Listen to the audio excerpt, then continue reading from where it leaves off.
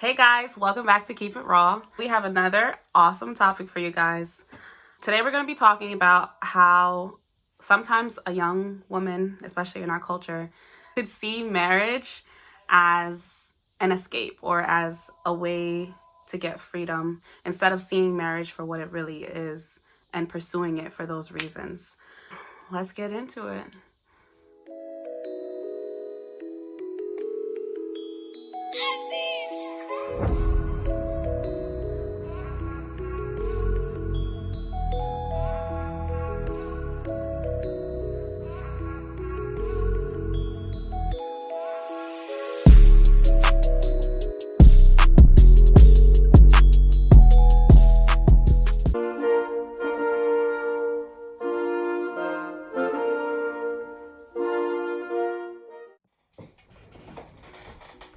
Okay, so marriage is freedom for some people.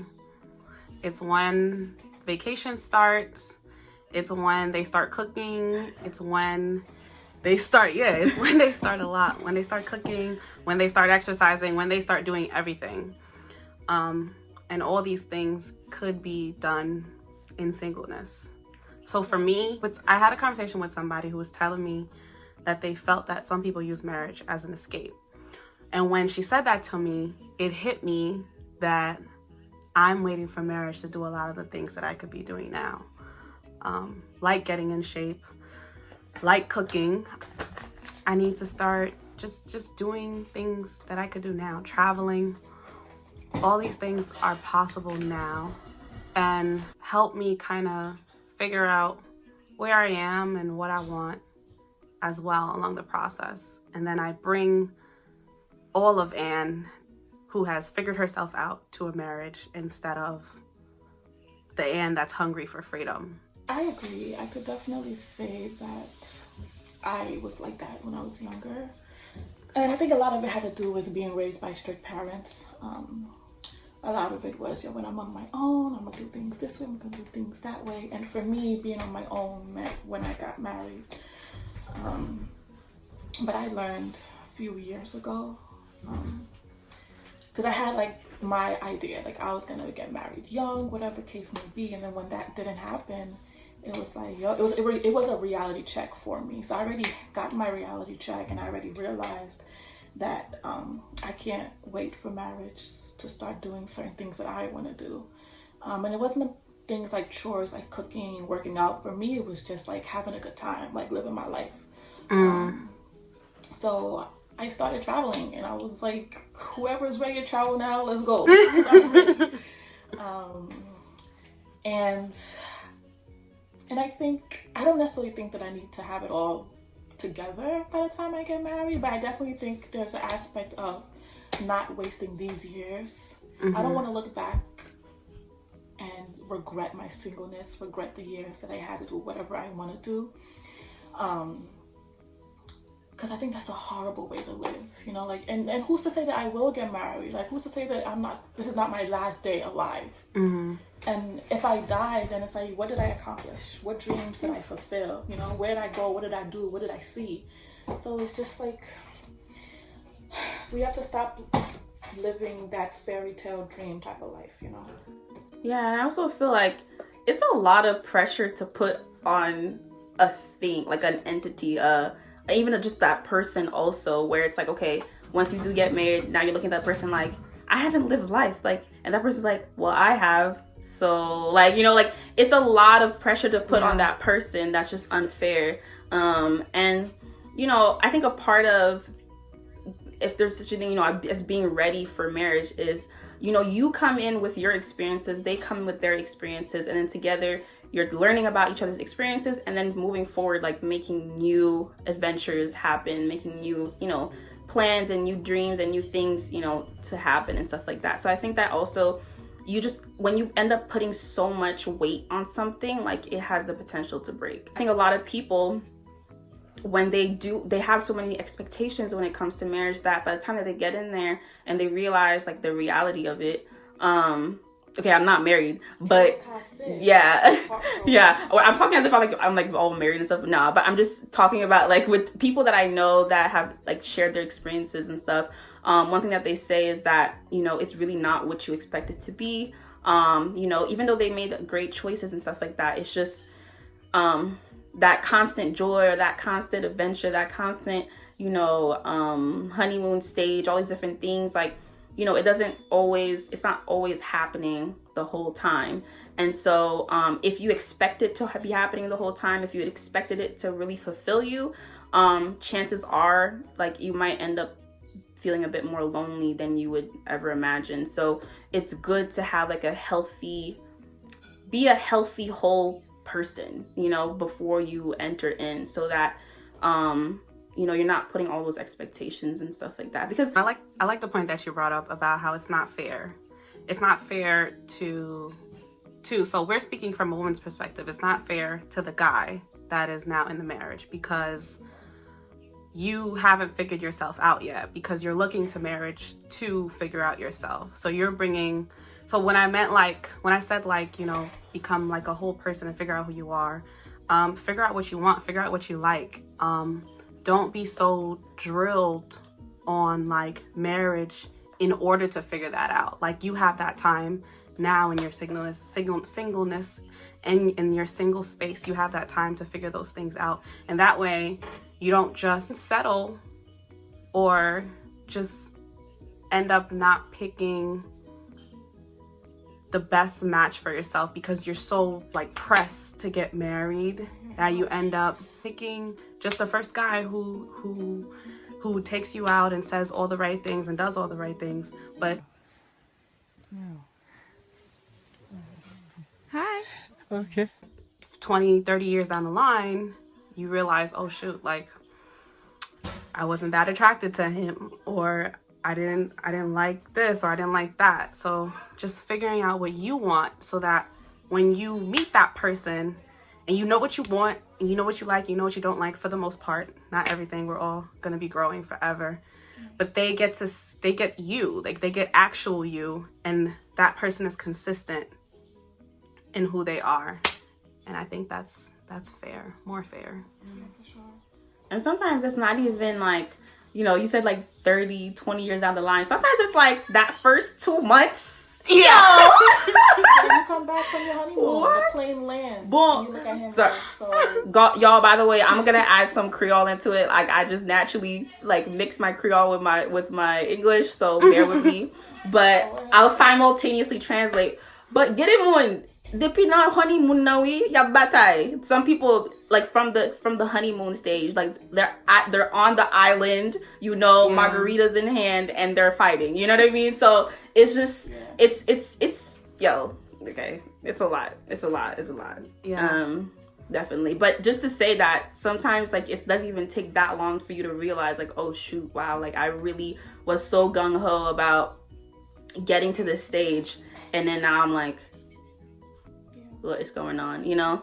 I think for your joy right now, for your contentment right now, I think a lot of girls, I'm going to say girls because that's the only perspective I know, are unhappy right now simply because they're not married yet. And I don't think that's okay. You know, like you need to learn to be content and happy wherever you are right now. And that's your focus should be on contentment and not necessarily on marriage or, you know, Marriage whatever you're waiting for. Like you have to learn. Won't bring that. You have to learn to be okay with where you are in the moment you're in it. Because if not, then you're gonna miss out on life. You're gonna miss out on the lessons that God is trying to teach you. You're gonna miss out on becoming the person that you really can be, like your full, the person that God wants you to be, so you could do the work that He created you to do. It's gonna take longer for that to be accomplished, because right now you're not focused on that. You're focused on something else. Like you're distracted. And the lesson that God would take to teach you in 1 year, now it's taking 5 years for Him to teach you the one lesson. And that's probably why you're not married yet. So it's like you have to learn to just fix your eyes on Christ, like the Bible says. And if you're not a believer, then the same thing applies. You have to learn to be content in your current season. And I think also like escape can also be in terms of like emotional escape. I think a lot of people use not only marriage but like relationships in general, because of course like before a marriage happened, the relationship had to be there, the friendship, all that had to be there first. But you know, a lot of people will utilize, you know, marriage as a means to gain emotional support or confidence, or, you know, help fill up voids that they already had prior to being when they were single. And I think that also is problematic, heavily problematic, because, you know, again, you're burdening that person. Now, of course, that person loves you. Don't get me wrong. There are going to be seasons in your marriage and stuff like that where, you know, you're not going to always feel confident. You're not going to always, and even when you're single, you're not going to always feel, you know, content or happy about being single and stuff like that. But it's not a state that lasts forever, you know? Once it lasts forever, that's when it becomes like a problem. Because we, you know, yeah, singleness is not always like fun and like, you know, dandy and stuff like that. There are times where it's like, okay, you know, but it's you know, it's good. But just being aware that even while you're single, that, you know, you're not, that you're dealing with the issues of your heart. So if you know that you struggle with like insecurities of any sorts, like work on that. I think some people, it could be an escape from their family, you know, because you don't get to choose who your family is. And some people are from really dysfunctional homes, or even if they're not truly dysfunctional, their family is just not what they would necessarily want it to be. So their home, especially like younger girls, like your home, your parents are really strict, or your home and you don't have a great relationship with your parents or a great relationship with your siblings. So you think about, okay, the next family I'm going to have, you know, like when I get married, this is what I'm going to make my family to be. And you build up ideals about what it's going to be like to have your own family outside of the one you have now. And that could be a big tough one too.